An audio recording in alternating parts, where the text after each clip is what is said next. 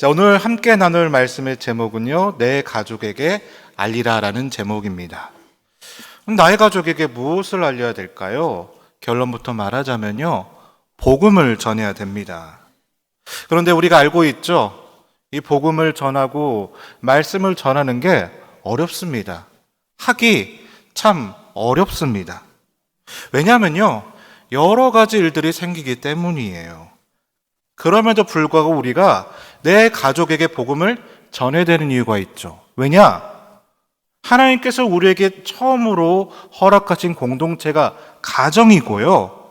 그래서 이 가정을 살리고 우리 가족을 회복하는 것이 어떻게 보면 이 세상에서 가장 큰 기쁨이기 때문입니다. 그래서 먼저 축복하기는 우리를 통해서 가족의 생명이 회복되는 일들이 나타나시기를 주님의 이름으로 간절히 축복합니다. 그래서 우리 가정 안에서는 자녀는 부모의 생명을 살리고 또 부모는 자녀의 생명을 살리고요. 더 나아가서는 성도가 믿지 않는 사람들을 살리는 일들이 있었으면 좋겠습니다. 에이, 저 사람은 죽어도 안 돼. 그런 사람도 있을지 모르겠지만 나를 통해서 혹시 그분의 생명이 살아나게 되고 변화된다라면 여러분 얼마나 그 기쁨이 크겠습니까? 자, 그 역사가 우리 가운데 있기를 간절히 소망하면서 자, 오늘 이 시간에는 예수님께서 그 사람을 어떻게 살리시는가를 살펴볼 거예요. 그럼을 통해서 동일하게 나와 내 가정을 통해서 그 동일한 일들이 나타나게 되시기를 주님의 이름으로 간절히 축복합니다. 자, 이렇게 살립니다. 먼저 첫 번째로 나누고 싶은 것은요, 1절과 2절 말씀 먼저 읽어보겠습니다. 교독해서 읽어보겠습니다. 먼저 1절 말씀 읽어보겠습니다. 예수께서 바다 건너편 거라사인의 지방에 이르러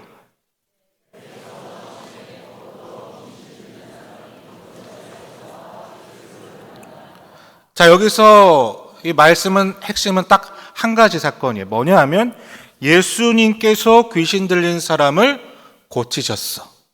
예수님이 만나서 고치셨어. 이 한 사건이에요. 자, 그러면 단순하게 예수님께서 그 거라사에 귀신 들린 사람을 만나서 고쳤어라고 하면 될 것 같은데, 자, 1절 말씀은 어떻게 합니까? 굳이 예수님께서 배를 타고 바다 건너편으로 가서 그 사람을 만나서 고쳤다라고 말씀하고 있다는 거예요. 왜일까? 왜 굳이 배를 타고 바다를 건너서 그 사람을 만났고 고쳤다라고 말씀하실까? 이유가 있더라고요. 자, 앞장으로 그 이유를 살펴볼 텐데 4장 35절과 36절입니다. 교독해서 읽어보겠습니다. 먼저 35절을 제가 읽어보겠습니다. 그날 저물 때에 제자들에게 이르시되 우리가 저편으로 건너가자 하시니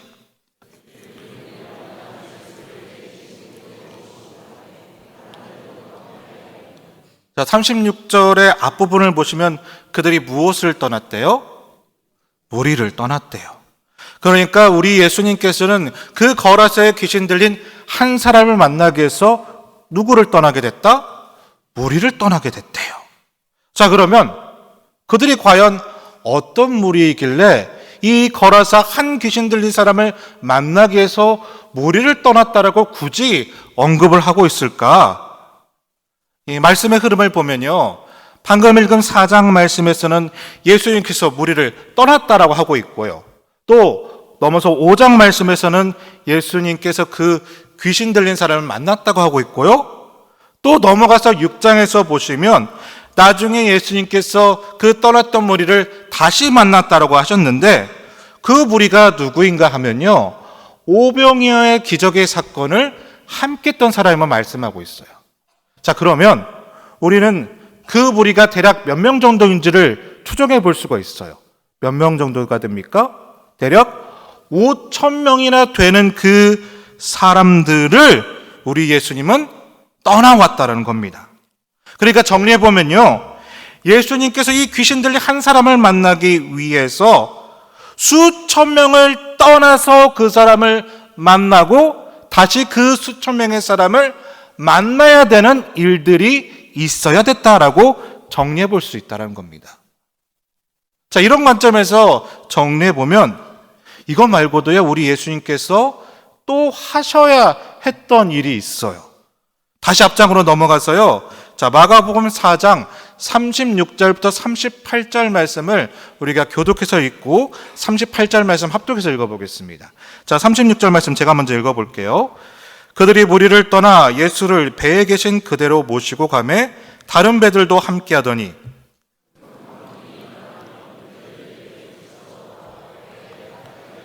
같이 읽겠습니다. 예수께서는 고물에서 베개를 베고 주무시더니 제자들이 깨우며 이르되 선생님이여 우리가 죽게 된 것을 돌보지 아니하시나이까 하니 선생님이여 우리가 어떻게 된 것을? 죽게 된 것을. 그러니까 예수님께서 그 사람을 만나기 위해서 배를 타고 가시게 되었는데 배를 타고 가시다가 무엇을 만났다? 광풍을 만났는데 그 광풍은 어떤 광풍이에요? 생명의 위협을 느낄 수도 있을 만큼의 사람을 죽일 만한 광풍, 심각한 바람이었다는 거예요. 자, 그러면 여기까지 한번 정리를 해보시면 우리 예수님께서는 이 거라사에 귀신 들린 한 사람을 만나기 위해서 두 가지 일을 하실 수밖에 없겠죠. 첫 번째로는 수천 명의 무리들을 떠날 수밖에 없었고, 두 번째로는 생명을 걸고 목숨을 걸어서 배를 타고 그 광풍을 건너가셔야만 됐다는 겁니다. 만약에 제가 예수님의 제자였다면 저는 예수님께 이렇게 이야기했을 것 같아요. 예수님, 정말 너무하신 거 아닙니까? 어떻게 이 한 사람 때문에 수천 명의 사람들을 내버려 두십니까? 이렇게 말했을 것 같고요. 또 이렇게도 얘기했을 것 같아요.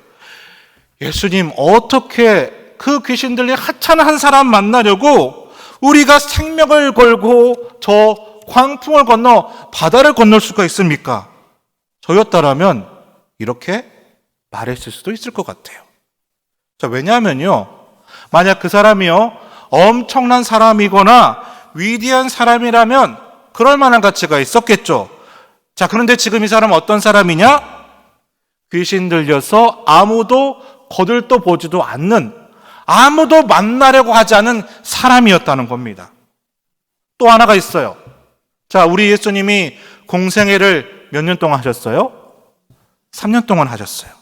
자, 그렇다면요, 이 3년의 시간은 정말 짧은 시간이죠? 얼마나 아껴야 되는 시간입니까? 3년 동안 많은 사람을 만나야 되고 많은 일들을 하셔야 되니까 여러분, 그 시간 얼마나 아껴야 돼요? 자, 그럼에도 불구하고 우리 예수님 어떻게 하셨다? 이 한 사람을 만나기 위해서 그 귀중한 시간에 많은 사람을 만날 수 있는 그 수천 명이 아니라 오직 한 사람을 만나고 있으니 여러분, 이 시간이 낭비처럼 보이세요? 안 보이세요? 자, 그럼에도 불구하고 우리 예수님은 어떻게 하셨다? 그 수천 명의 사람들을 떠나보내고 또 생명을 걸고 배를 타고 가서 이 사람 만나주셨어요. 왜일까요? 은혜가 아니면, 복음이 아니면, 그리고 십자가가 아니면요, 이 영혼이 살아날 수밖에 없기 때문이에요. 다시 말해서 이 한 영혼이 우리 주님에게서는 천하보다 귀하기 때문에 그렇습니다. 다시요, 누구보다 더 귀하다? 천하보다 더 귀하다라는 거예요. 사실 우리는 그렇죠. 한 사람보다 많은 사람이 더 중요하죠. 낮은 사람보다 높은 사람을 더 중요하게 생각해요. 가진 것이 없는 사람보다 많이 가진 사람을 더 중요하게 생각해요. 그러나 우리 예수님은요, 많냐 적으냐 높냐 낮으냐의 문제가 아니라 우리 예수님은 오직 이것만 생각했어요.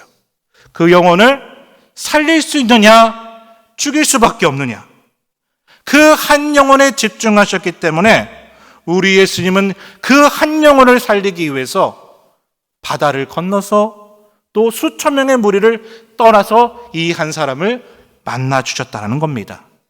그 사람을 만나기 위해서 그 거라사의 자리로 나아가셨다는 거예요. 자, 그래서 첫 번째로 나누고 싶은 것은 뭐냐 하면요, 자, 우리 예수님 이렇게 살리셨어요. 어떻게 해요?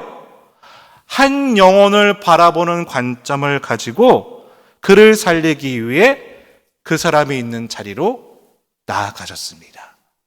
우리 한번 외쳐볼까요? 한 영혼, 한 영혼. 저를 비롯하여 우리 모든 믿음의 동역자 분들께서도요, 보이는 것과 들리는 것과 경험한 것에 따라서 판단할 것이 아니라 그 한 영혼을 귀하게 여길 수 있는 예수님의 심령이 여러분 가운데 있게 되시기를 간절히 축복합니다.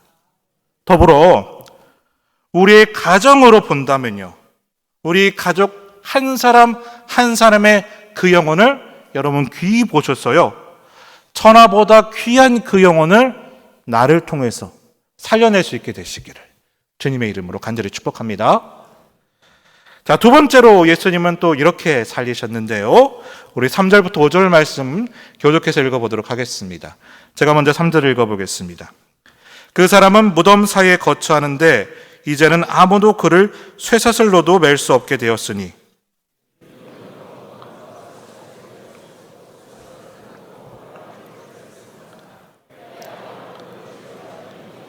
같이 읽겠습니다. 밤낮 무덤 사이에서나 산에서나 늘 소리 지르며 돌로 자기의 몸을 해치고 있었더라. 자, 여기서 5절 말씀 우리가 한번 그림으로 한번 그려볼게요. 자, 밤낮 소리를 지르며 돌로 자기의 몸을 해치는 그 사람의 모습을 한번 상상을 한번 해보자고요. 어떤 사람처럼 보이세요? 완전 미친 X처럼 이렇게 보여요. 만나고 싶을까요? 만나려면 무덤까지 가셔야 되는데 싫겠죠. 그런데 우리 예수님은 어떻게 했는가 하면 앞에서도 나누었지만 3년이란 그 짧은 공생애 밖에 없음에도 불구하고요, 그 미친 한 사람을 만나기 위해서 어디를 찾아가셨어요? 무덤을 찾아가셨어요. 무엇을 타고? 배를 타고. 무엇을 헤쳐서? 광풍을 헤쳐서 가셨어요. 근데 또 하나 이상한 게 하나 있어요. 넘어가서 13절 말씀 있는데 우리 13절 말씀 우리 같이 한번 읽어보겠습니다. 준비 시작.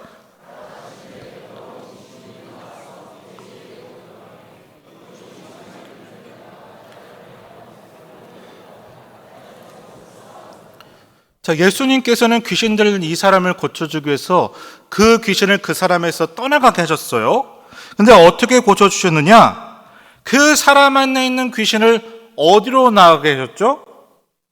돼지떼에게로 나가라 라고 하셔서 결국 그 돼지가 2,000마리 정도 되는데 그 2,000마리 떼가 어떻게 됐어요?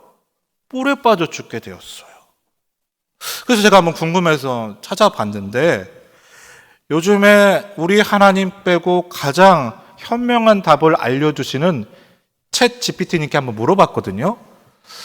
챗 GPT님, 돼지 한 마리가 얼마 정도 하겠습니까? 라고 물어봤더니요, 뭐 거두절미하고 한 마리당 약 50만 원 정도 한대요. 자, 그러면 자 계산해 보세요. 한 마리에 50마리면 2,000마리면 얼마가 됩니까? 얼마예요?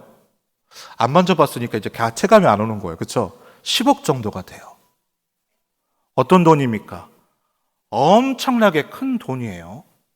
자, 그럼 여기서 질문 하나 드려볼게요. 자, 여러분, 두 가지 가운데 한 가지를 선택하셔야 되는데 미친놈 한 사람을 살리겠습니까? 10억을 아끼겠습니까? 자, 다시요. 미친 한 놈이에요? 10억이에요? 그럴 줄 알았어요. 만약에 저도 또 제가 만약에 제자였다면요, 예수님은 어떻게 그 미친 한 놈을 살리려고 10억을 날려버리세요? 어떻게 그 미친 한 놈을 살리자고 10억이나 포기하세요라고 말했을 것 같거든요. 또 방금도 얘기했지만요, 예수님 시간이 정말 아까운 분이세요.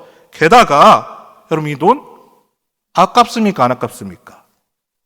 자, 내 가족 한 명 살리려고 10억 태우시겠어요? 안 태우시겠어요? 머리통 한번 쥐어박고 말지. 얼마나 시간이 아깝고 돈이 아까운 상황이에요. 근데 우리 예수님께서 왜 그러셨을까? 왜 이렇게 하셔야만 했을까? 자, 첫 번째 제가 뭐라겠죠? 무엇에 집중해야 된다겠죠? 한 영혼에 집중해야 된다고 했어요. 자, 근데 이 영혼을 한 영혼에 집중한다는 것은요, 그 영혼을 그냥 바라보면서 끝나는 것이 아니라 그 영혼에게 집중한다는 것은 대가를 치러야 된다는 거예요. 무엇을 향해서? 내가 바라보고 있는 그 한 영혼을 향해서 대가를 치르는 게 집중하는 모습이라는 겁니다. 자, 그래서 여러분, 도전을 드려요. 축복합니다. 정말로 내 자녀를 위해서 기도하고 계시다면, 내 배우자와 내 부모님과 그리고 내 주변에는 어떤 분을 향한 귀한 마음이 있어서 기도하고 계신 분들이 계시다면요, 여러분, 기도로만 끝나는 것이 아니라 대가를 치를 수 있게 되시기를 주님의 이름으로 간절히 축복합니다. 10억. 그러면 좀 안 되겠나요? 자, 시간의 대가 치르셔야 됩니다. 재정의 대가 치르셔야 됩니다. 뿐만 아니라요, 감정의 대가도 치르셔야 돼요. 왜요? 그래야 그 생명이 살아나기 때문에. 여러분, 우리나라에 처음 복음이 들어왔을 때 수많은 선교사님들의 대가가 있었습니다. 사실 우리나라 기독교 역사는 다른 나라보다 굉장히 짧죠.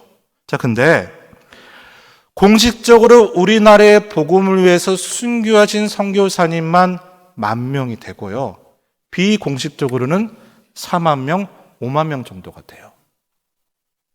별로 많지도 않네. 아니에요. 초대교회에서 순교했던 숫자보다 훨씬 많은 숫자가 무엇을 위해서? 우리를 위해서 사용되었다는 겁니다. 그러니까 우리는요, 지금 이 시간을 공짜로 거저 그냥 예배를 드리고 믿음을 가지고 나아가고 있는 줄로 착각할지는 모르겠지만, 사실은 여기까지 오기 전 무엇이 있었습니까? 수많은 선교사님들과 순교자들의 피가 있었기 때문에 우리가 믿음으로 예배를 드리고 있는 거고, 가장 본질적으로는 누구요? 우리 예수님께서 십자가라는 피값을 우리를 위해 대가를 치르셨기 때문에 우리가 지금 이 자리에 있게 된 거예요. 그렇죠? 자, 이에 대해서 요한복음 이렇게 말씀하세요. 자, 요한복음 12장 24절과 25절 말씀 교독해서 읽어볼게요. 제가 먼저 24절 읽어보겠습니다. 내가 진실로 진실로 너에게 이르노니 한 알의 밀이 땅에 떨어져 죽지 아니하면 한 알 그대로 있고 죽으면 많은 열매를 맺느니라.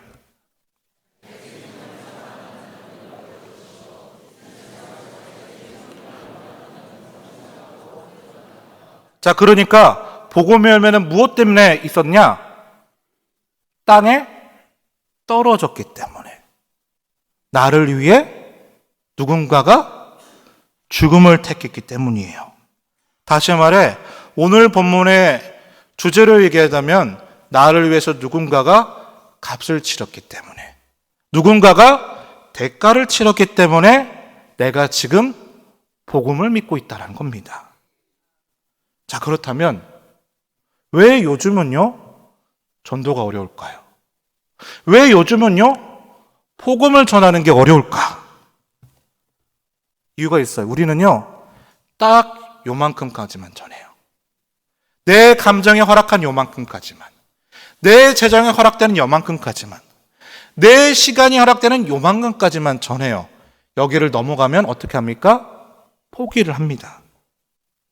그런데 우리 예수님은 어떻게 했다고요? 죽기까지 값을 치르셨다라는 거예요. 자, 앞에서 얘기했던 우리나라 선교 역사를 이야기해보자면, 자, 어떤 선교사님은 배를 타고 조선 땅에 돌아가시는 길에 배에서 그냥 돌아가신 분도 계세요. 어떤 분은요, 조선 땅에 발을 딛자마자 그냥 성경책 몇 권 던지고 칼로 난잠을 당해서 돌아가신 분도 계셨어요. 어때요? 한 사람을 만나지 못했어요. 허무하지 않습니까? 왜 이런 허무한 일을 했어야 될까요? 그분들은 우리를 위해서 뭐 한 거예요? 아니요. 그분들은 뭘 한 겁니까? 자신의 생명으로 대가를 치른 겁니다. 그래서 우리가 믿고 있는 거고요. 그리고 앞으로 우리가 복음을 전할 그분들이 살게 되는 은혜가 있는 거예요. 자, 그러면 여기에서 제가 여러분에게 질문 하나 드려볼게요. 왜 하나님께서는요, 나를 이 가정에 보내셨을까요? 우리 중에 홀로 신앙생활 하면서 핍박받는 분들 있죠? 왜 나를 그 가정에 보내주셨을까? 왜 나를 이 군대에 보내주셨을까? 이 직장에 보내주셨을까? 왜 나를 이 땅에 보내주셨을까? 왜일까요? 나의 대가를 통해 누구를? 그분들을 살려내기 위함입니다. 그러기에 사랑하는 믿음의 동역자 여러분, 대가를 치르시기 바랍니다. 시간에, 감정에, 그 노력의 대가를 치르셔야만 그분이 살아나요. 내 자녀 안타깝고요. 내 배우자 너무너무 안타깝고요. 내 부모님 안타깝죠. 그런데요, 여러분 기억하세요. 안타까워하는 것은요, 값을 치르는 게 아니에요. 안타까워하는 것은요, 그냥 보고만 있는 거예요. 그 영혼을 살려내기 위해서 값을 치러내므로 대가를 치름을 말미암아 내 가족, 그 생명을 구원할 수 있게 되시기를 주님의 이름으로 간절히 축복합니다. 자, 열기가 너무 뜨거우니까 에어컨 좀 틀어주세요. 자, 마지막 세 번째. 자, 먼저 첫 번째는 뭐라겠죠? 한 영혼에 집중해야 된다. 두 번째는 대가를 치러야 된다. 그럼 마지막 세 번째는 뭐냐? 자, 18절과 19절 말씀 우리 교독해서 한번 읽어보겠습니다. 제가 먼저 18절 말씀 읽어보겠습니다. 예수께서 배에 오르실 때 귀신 들렸던 사람이 함께하기를 간구하였으나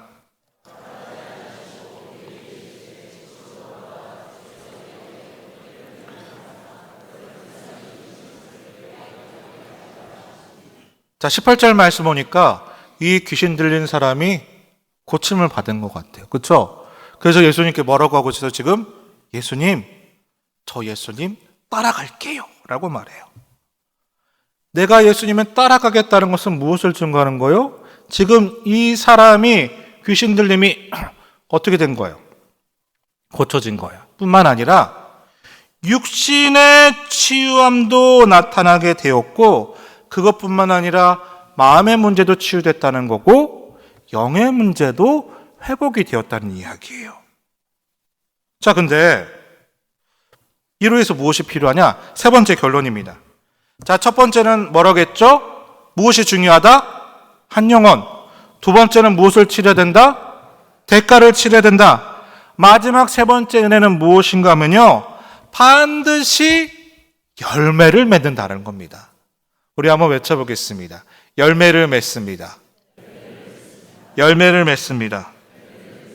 그러니까 그 영혼에 대해서 집중하고 내가 대가를 치러낼 수 있다라면 반드시 무엇을 맺는다? 열매를 맺는다는 거예요. 여러분 축복합니다. 내 자녀와 내 배우자와 우리 부모님과 내가 기도하고 있는 그분을 향해서 동일하게 생명의 열매가 맺혀지게 되시기를 주님의 이름으로 간절히 축복합니다. 자, 그런데 방금 전에 읽었던 18절과 19절의 말씀 보면 조금 이상한 부분이 하나 있어요. 뭐가 이상한가 하면요, 자, 이 사람이 이렇게 말하죠. 예수님, 나 이제 예수님 따라갈게요. 나도 예수님과 함께 사역하고 싶어요 라고 얘기했어요. 왜 그렇게 얘기했을까요? 누구를 통해서 내가 고침받았기 때문에, 예수님을 통해서 고침받았고 그것이 너무 귀한 것임을 알고 나도 함께하면 너무 보람있고 가치겠구나 생각해서 예수님은 함께할게요, 저를 간증거리로 삼아주세요, 이렇게 고백하면서 예수님께 따라가겠다라고 지금 당당하게 고백을 하고 있는 거예요. 근데 우리 예수님 어떻게 반응하세요? 그래, 따라와, 이렇게 말씀하지 않죠? 뭐라고 말씀하시냐면, 너는 너의 집으로 가서 너에게 어떤 일이 있었는지 누구에게, 너의 가족에게 다 증거해라고 말해요. 자, 이건 뭐예요?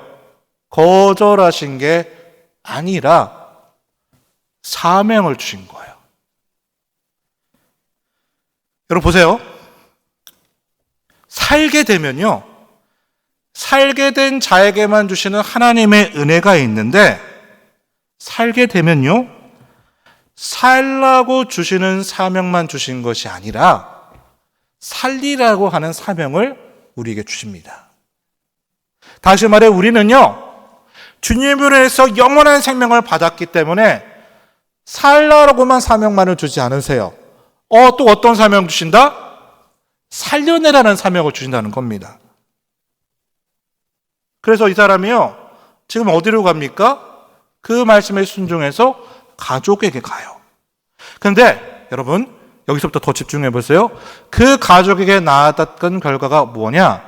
20절을 보면 이렇게 고백합니다. 우리 20절 말씀을 같이 한번 읽어보겠습니다. 준비, 시작.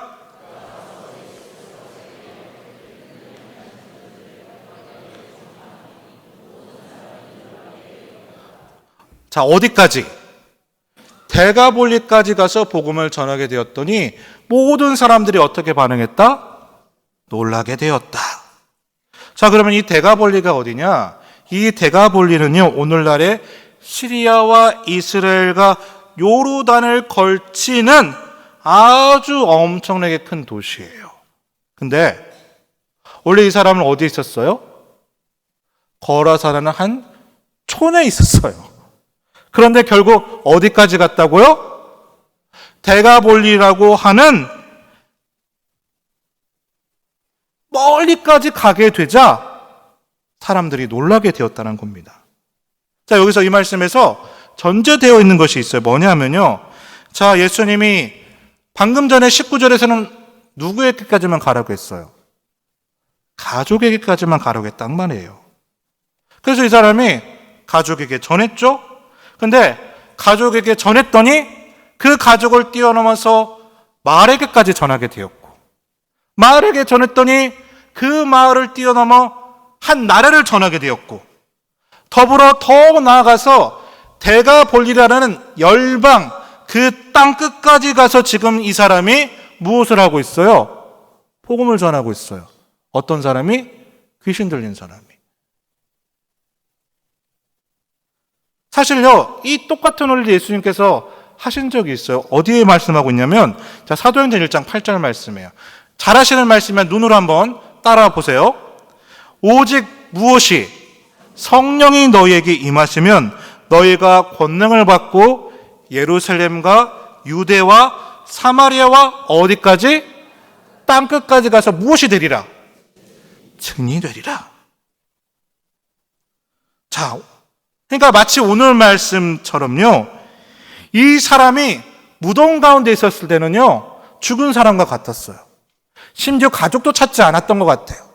완전 버림받은 사람이었다는 거예요. 근데 이 사람에게 성령이 임한 것처럼 누가 찾아가신 거예요?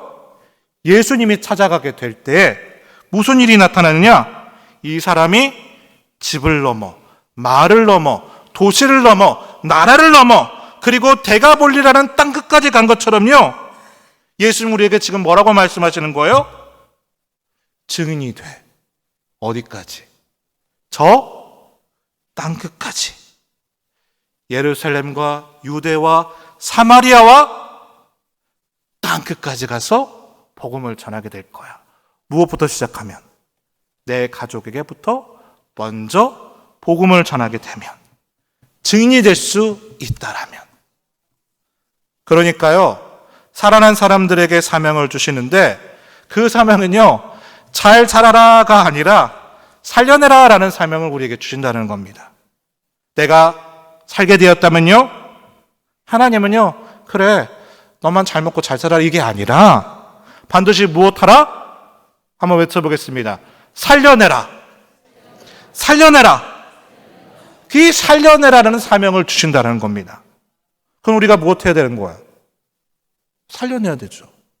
가장 먼저 누구를? 내 가족을. 그리고 우리 성도를. 그리고 이 마을을. 그리고 내가 또 가게 되는 그 지경을. 심지어 저 격오지 땅끝까지 가서 내가 그 사명을 가지고 나아갈 수 있게 된다는 겁니다. 자, 말씀 정리할게요. 자, 말씀 정리하면서 우리가 하고 싶은 것이 하나 있어요. 이 말씀을 보면 무덤 속에 있었던 그 사람이 예수님을 통해서 집과 마을과 나라와 열방까지 가는 말씀이 나타나요. 마찬가지로 방금 우리가 눈으로 지켜보았던 사도행전 1장 8절 말씀에서 예수님이 이렇게 말씀하시죠. 너희에게 성령이 임하시면 곧 너희가 그 마른 뼈와 같은 너희가 살아나게 되면 잘 먹고 나 혼자 잘 살아로 끝나는 것이 아니라 너희가 살고 있는 예루살렘과 너희의 나라라고 하는 그 유대와 너가 알지를 못하지만 너가 만나고 있는 저 이방 사마리아 사람과 그리고 땅끝까지로 가는 그 너의 데가볼리까지 나아가 복음을 전해야 되라고 말씀하고 있는 거예요. 가족에서부터 시작해서 나의 땅끝까지 그 지경까지 생명을 살려내는 귀한 사명이 우리를 통해 나타나게 되시기를 주님의 이름으로 간절히 축복합니다. 우리 같이 기도하시겠습니다.